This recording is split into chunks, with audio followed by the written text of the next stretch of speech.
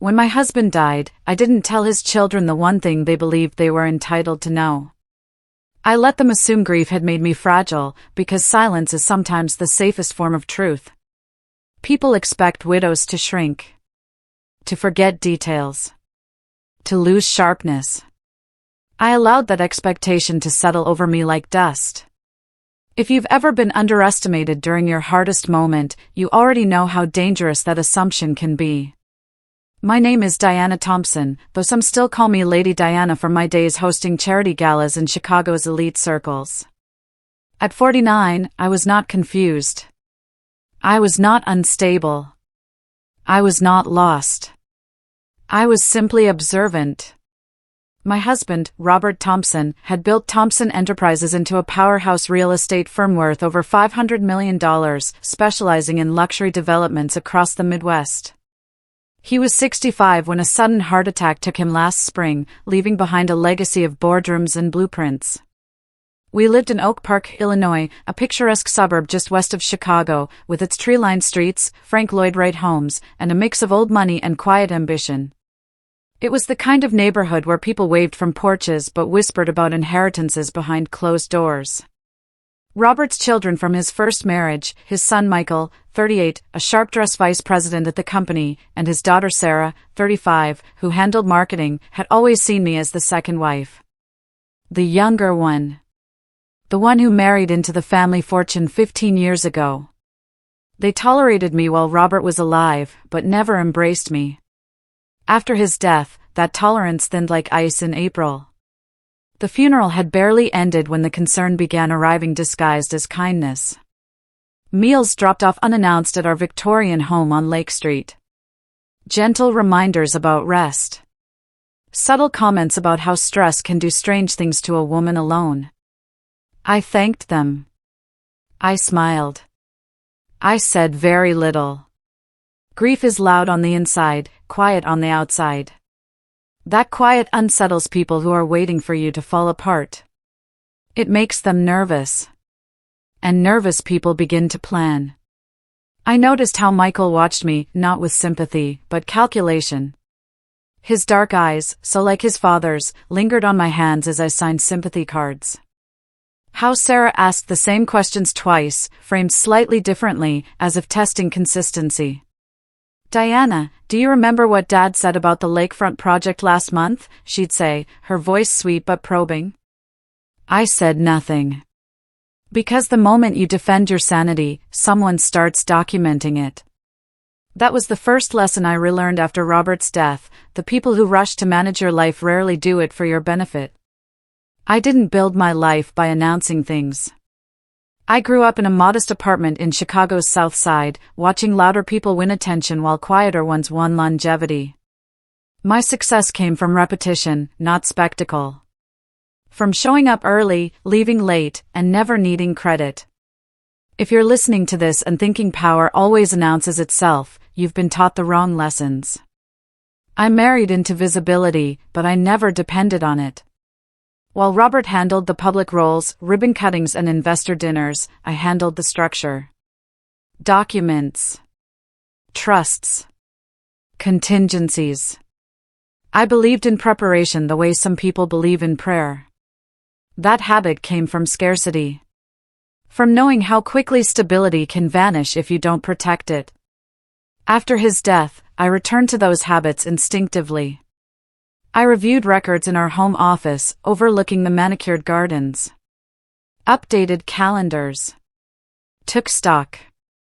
Quietly. That's when the questions began. Had I been eating properly? Sleeping well? Managing finances on my own?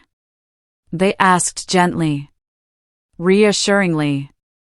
As if concern were a blanket they were placing over my shoulders. I let it stay there. Because here's something people don't tell you, concern is the most effective disguise for control. The more composed I remained, the more they leaned in. Calm unnerves those who are waiting for weakness. I noticed the shift, but I didn't react. Not yet. Grief creates a vacuum. And vacuums attract people who think they deserve to fill the space you've lost. Michael and Sarah began showing up more frequently than they ever had while their father was alive. They brought schedules, suggestions of professionals they knew and trusted. Michael, with his tailored suits and perpetual 5 o'clock shadow, would drop by after work, citing company updates. Sarah, always in chic blouses and pearls, would bring coffee from the local cafe on Scoville Avenue, chatting about neighborhood gossip before steering to how I was really holding up. They spoke to me slowly, just enough to notice. If you've ever experienced that subtle change in tone, you know exactly what I mean. Not rude. Not overt. Just careful. They never asked if I wanted help. They assumed I did. One afternoon, Michael commented on a stack of mail I hadn't opened yet, piled on the antique oak table in the foyer. He said it casually, but his eyes lingered. Bills can pile up fast, he added, his voice laced with that faux sympathy. I'm fine, I replied, folding a napkin precisely. He smiled. But it didn't reach his eyes. That night, alone in the master bedroom with its high ceilings and Robert's empty side of the bed, I realized something important. They weren't worried about me making mistakes.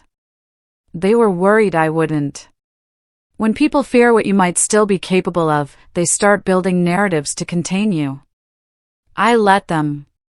Because narratives only work if you don't read the fine print. No one ever accused me of being unfit. They only asked questions. Had I driven recently? Did I remember to turn off appliances? Had I noticed feeling foggy? Each question landed softly. Individually harmless. Together, a pattern. If you're listening closely, you'll recognize this technique. It's not about answers, it's about creating a record. I responded carefully. Briefly. Never defensively. Defensiveness feeds suspicion. Sarah suggested a routine wellness check just to put everyone at ease. She said it like a favor I could do for them, her manicured nails tapping lightly on her phone as we sat in the sunroom. I agreed. That surprised them. But cooperation disarms people who expect resistance. It makes them overconfident. What they didn't realize was that I was already tracking every move. Every word. Every recommendation. I kept a small notebook hidden in my nightstand, jotting notes after each visit. Because systems don't turn against you all at once. They shift in increments. And I was counting. The paramedics arrived because Michael called them. He said he smelled gas during a routine check-in at the house. He said he was worried. The heater had malfunctioned. The reading showed mild exposure, nothing life-threatening. But mild is a powerful word in the wrong hands. They rushed me to Mercy General Hospital in downtown Chicago, a sprawling facility known for its state-of-the-art ER and discreet private wings for high-profile patients. At Mercy General, they used phrases like temporary confusion and precautionary observation. 3 days, they said. I nodded. Paperwork moved faster than explanations. Charts filled quickly. Notes multiplied. I noticed how often Michael and Sarah spoke for me. She's been under so much stress, Sarah would say to the attending physician, Dr. Harlan, a middle-aged man with wire-rimmed glasses and a clipped tone. That was when I understood the plan wasn't sudden. It was prepared. And as they wheeled me toward observation in room 412, Michael squeezed my hand gently and said, "This is just to keep you safe." I looked at him and thought, no, it's to keep you comfortable. And that's when I stopped being a patient. They said 3 days. That was the word everyone used, observation. A neutral word. Medical. Reassuring. But observation doesn't come with a clock. It comes with notes.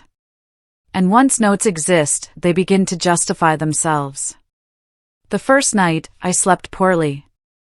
Hospitals are designed to interrupt rest, beeps from monitors, footsteps in the hall, the sterile smell of antiseptic clinging to everything. Every interruption was logged. Disoriented on waking. The second day, I declined visitors. Withdrawn. The third day, I stopped correcting people. Passive effect. If you've ever been inside a system, you know this truth: context doesn't survive documentation. Michael and Sarah visited daily. Always together. Always polite. They asked doctors questions I hadn't thought to ask yet. They framed concerns carefully, as if repeating worries they'd already discussed privately. Has she shown any signs of memory lapses? Michael would inquire, his voice steady but insistent. By the time a psychiatrist, Dr. Elena Vasquez, suggested extending my stay just to be thorough, it sounded reasonable. Responsible, even. I agreed again.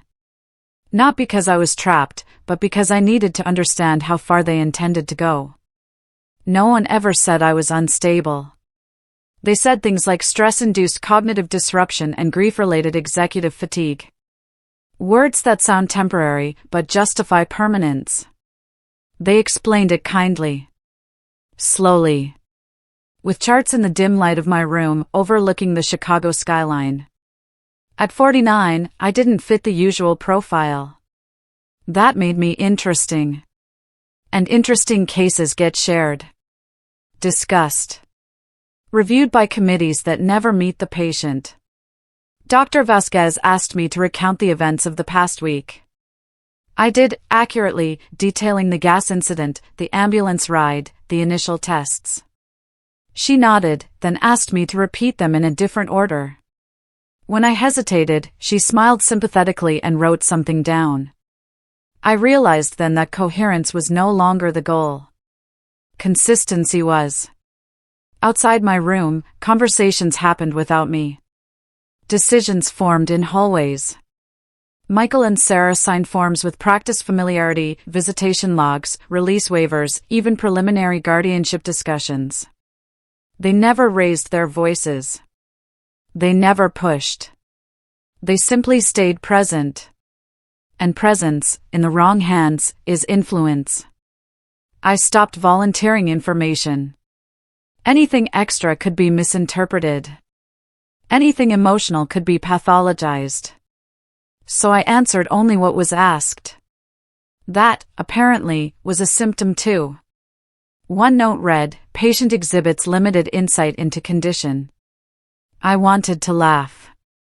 But laughter would have gone into the chart as well. If you're listening and thinking, "I would have fought this," I understand. I once believed that too.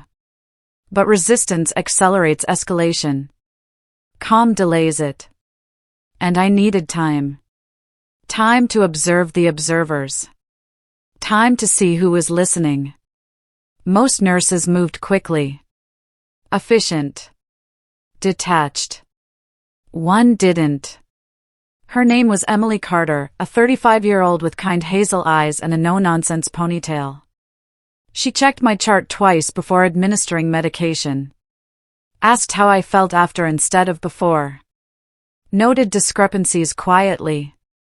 At first, I assumed nothing of it. Then one evening, as the city lights flickered outside my window, she paused while handing me a cup and said, almost casually, "Have you noticed changes since admission?" It was the first neutral question I'd been asked. I answered honestly. Carefully. Some things feel off. Her eyes lingered, not on me, but on the medication list. She said nothing more. But sometimes, silence isn't dismissal. Sometimes, it's recognition. The next morning, Emily addressed me differently. Not warmer. Just aware. She asked about my work. My background. My last name. I watched her face change when she made the connection. She didn't say anything then. Not until later. Not until privacy existed, during a quiet shift change.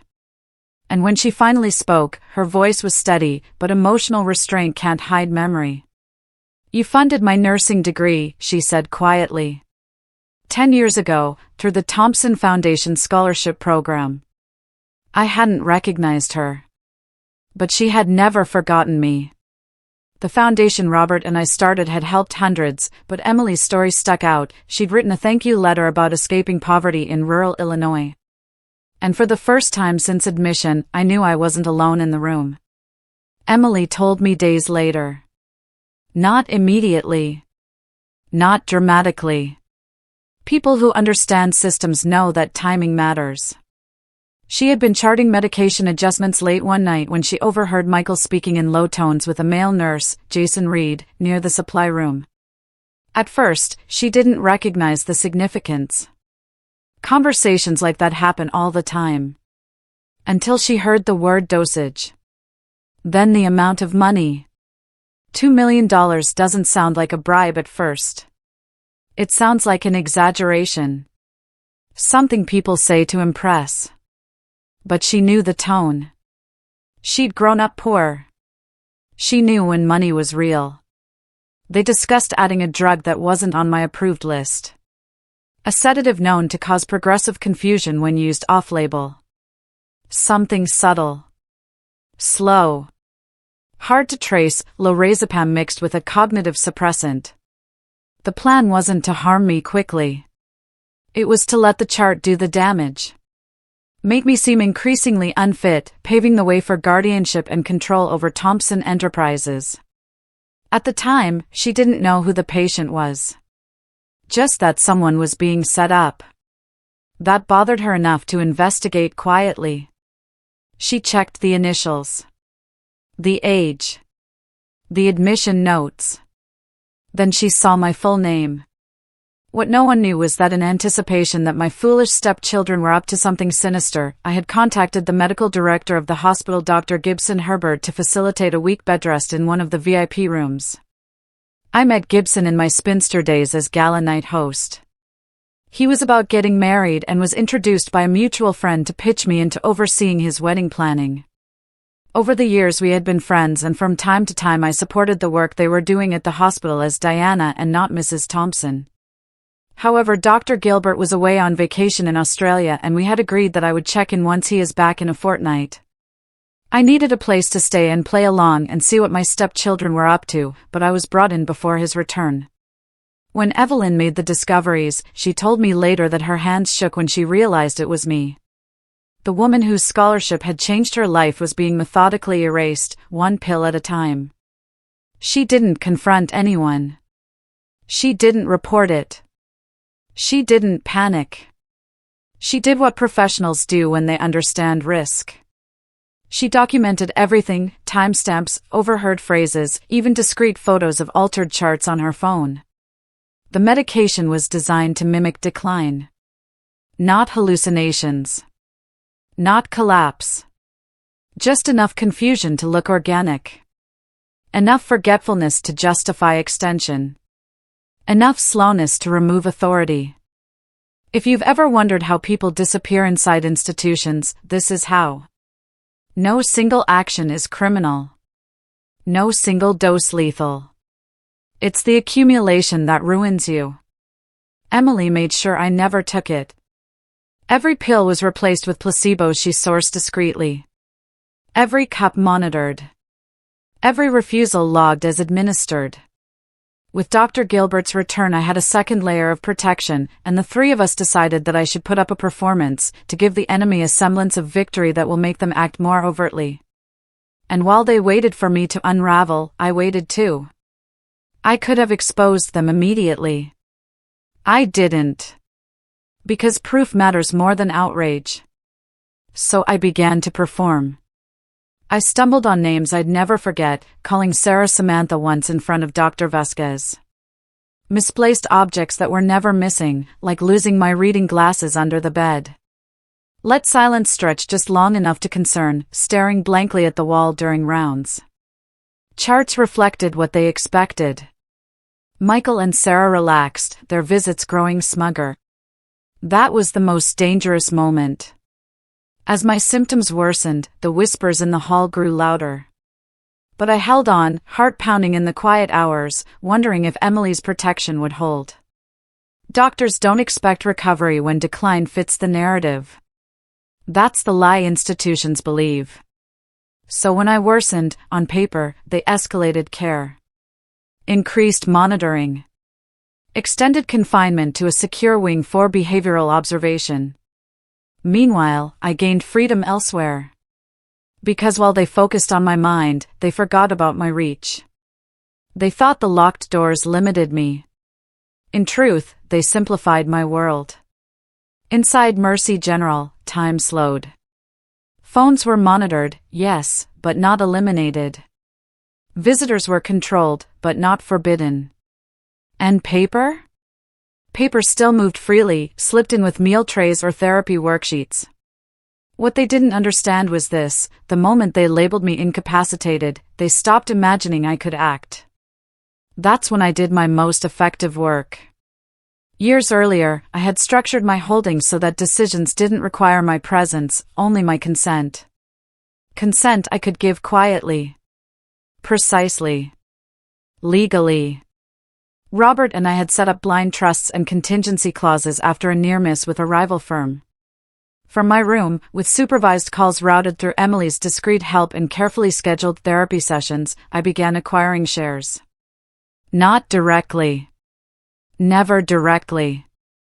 Through options triggered by valuation dips, Thomson Enterprises stock had dipped 8% amid rumors of leadership instability post Robert's death. Through secondary holders who had been waiting for liquidity, old partners from Robert's early days. Through a clause we had buried deep in a shareholder agreement after a hostile takeover scare 12 years ago, allowing silent accumulation during periods of uncertainty. While Michael and Sarah prepared to remove me, I became impossible to remove. 11% doesn't sound dramatic. Until it tips the scale. Until it converts influence into authority. Until it turns a chairwoman into an owner with 51% control. Each transaction closed quietly. No press releases. No board alerts.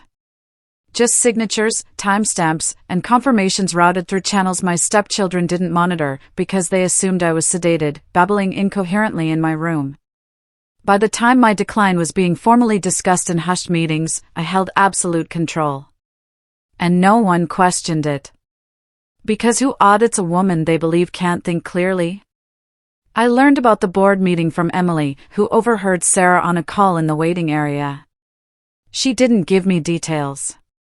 She didn't need to. I already knew the structure.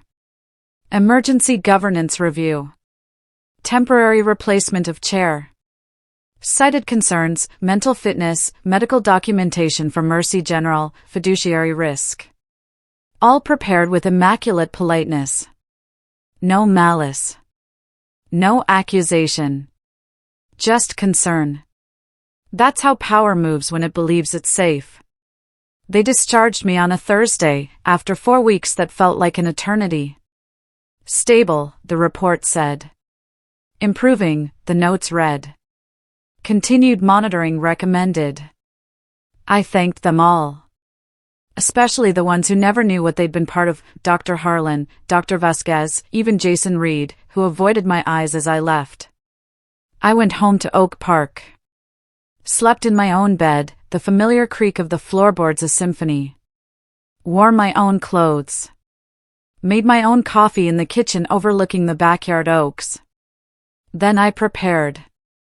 I reviewed Emily's documentation, audio snippets from her phone, copied charts, witness statements she'd gathered from sympathetic colleagues.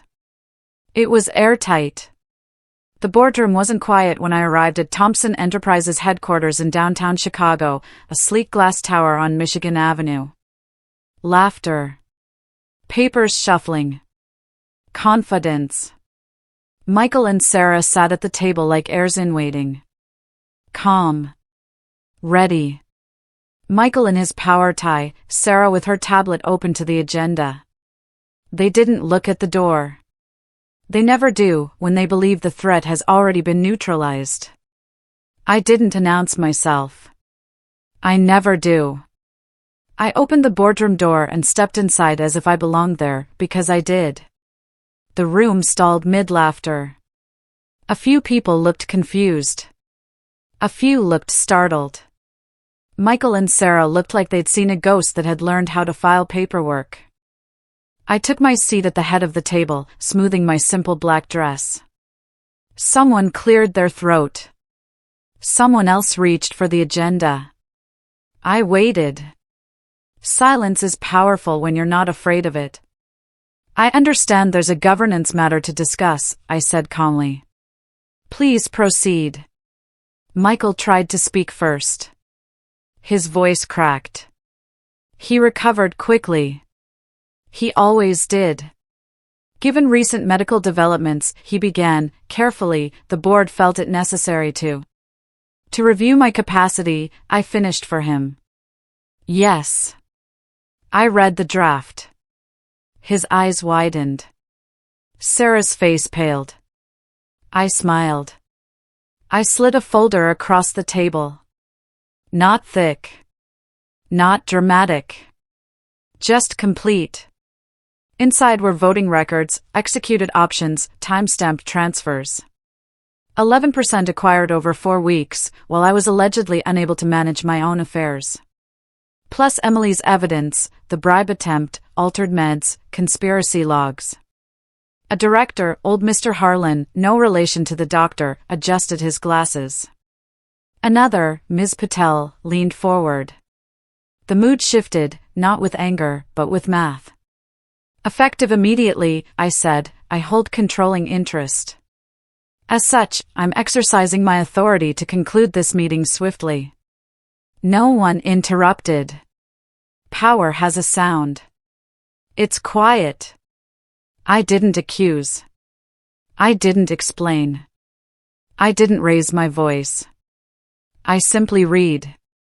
Conflict of interest. Breach of fiduciary duty. Conspiracy to manufacture medical incapacity. Each point documented. Each consequence outlined. Then the final line, effective immediately, the employment of Michael Thompson and Sarah Thompson is terminated. Security will escort you out. No severance. Expect legal action for attempted fraud and elder abuse. My stepchildren didn't protest. They stared at the table.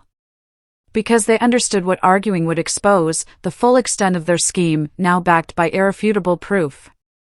I left the building alone. No security escort. No press. No dramatic exit. Just a woman walking into sunlight on Michigan Avenue, the wind off Lake Michigan carrying the promise of spring. Later, I sent one message to Emily Carter. Thank you. Your integrity saved a life. She replied with a single line, you gave me one first. Here's the truth I want you to remember, people rarely attack you head-on. They smile. They advise. They document. And when they believe you're weak, they move. So protect yourself quietly. Prepare legally. Plan patiently. And never confuse privacy with deception. Some secrets aren't lies. They're protection.